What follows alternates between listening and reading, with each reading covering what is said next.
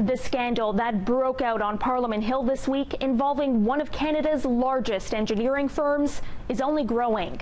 Conservative leader Andrew Scheer has written to Prime Minister Justin Trudeau asking that he waive solicitor-client privilege so that the former Attorney General can talk publicly about what happened with SNC-Lavalin. It follows a stunning Globe and Mail report alleging the Prime Minister's office pressured Jody Wilson-Raybould to intervene in the SNC-Lavalin fraud case and help the company avoid criminal prosecution. Wilson-Raybould has been silent since the story broke. She says in her former role as the government's top lawyer, she's bound by solicitor-client privilege in this matter and will not comment on any discussions she may have had with the government.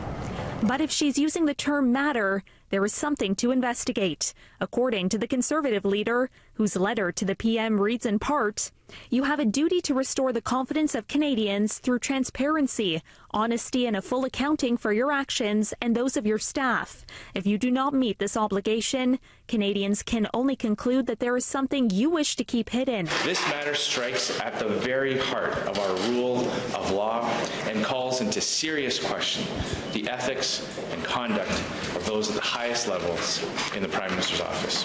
The Conservatives and New Democrats also want a public investigation into the allegations of interference. But the Toronto Star reports the government will not agree to demands by opposition MPs for an emergency meeting of the Commons Justice Committee to call Wilson-Raybould and Trudeau's top political aides to testify. This committee process will allow officials to answer questions about the nature of the lobbying that went on, the nature of the conversations that went on between officials in the Prime Minister's office and officials in the Attorney General's office. And if Liberals block this, then we can all come to the conclusion that they are covering something. And there are apparently no plans to waive the privilege. We've heard the Prime Minister's very carefully scripted, legalistic answer.